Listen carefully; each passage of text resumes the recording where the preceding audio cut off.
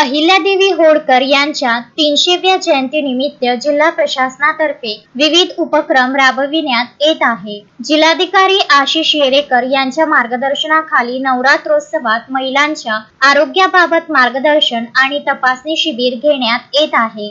आज या शिबिरामध्ये महिलांना कायदेविषयक बाबींबाबत माहिती देण्यात आली। महिला आणि कायदा या विषयावर कायदे तज्ञ डॉक्टर वर्षा देशमुख यांनी तर महिला सबलीकरण या विषयावर डॉक्टर अनिरुद्ध पाटील यांनी मार्गदर्शन केले। यावेळी उपजिल्हाधिकारी श्रद्धा उदावंत, जिल्हा नियोजन अधिकारी वर्षा भाकरे, जिल्हा खनिकर्म अधिकारी प्रणिता चाफले, नायब तहसीलदार स्नेहल देशमुख, विधी अधिकारी नरेंद्र बोहरा आदी उपस्थित होते।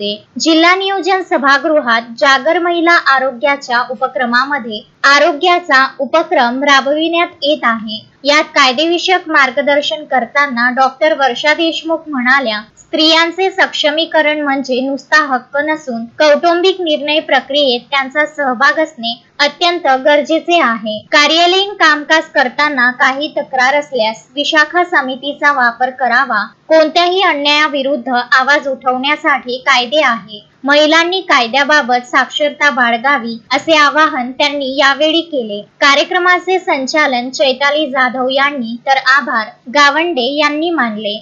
मोठे मोठे थोर विचारवंत होऊन गेले। बाबासाहेब आंबेडकर आहे, मार्टिन लुथर किंग आहे, किंवा यांनी मग जेव्हा संविधान लिहिलं, जगाच्या सगळ्या ज्या संविधान आहे त्या वाचल्या, त्याच्यातलं बेस्ट जे आहे ते भारतीय संविधानामध्ये त्यांनी प्रत्येक घेतलं। त्याच्यातलं फंडामेंटल राईट हा सगळ्यात मोठा चांगला असा आहे।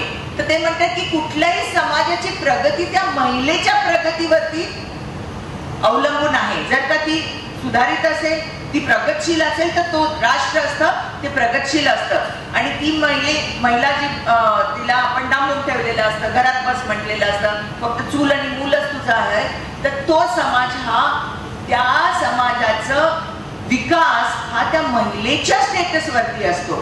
मला असं वाटतं की महिला सबलीकरण नावाचा विषय महिलांना का सांगावा लागते की सामाजिक परिस्थिती बदलत असताना पुरुषांचेही विचार बदलले पाहिजेत आणि महिलांचे विचार बदलले पाहिजेत। म्हणून आज आनंद या गोष्टीचा वाटतो की ज्या स्त्री शताब्दी वर्षानिमित्त आपण एकत्रित झालो, त्यांचं नाव अहिल्याबाई होळकर। त्या अहिल्याबाई होळकर एक सामान्य स्त्री नव्हती, एक विधवा असलेली स्त्री। समाजाने नाता समाज तिच्यावरती विधवा म्हणून तिच्यावरती वेगळ्या नजरेने बघत असताना सुद्धा स्वतःचा ससरा पाठीशी उभा राहिला।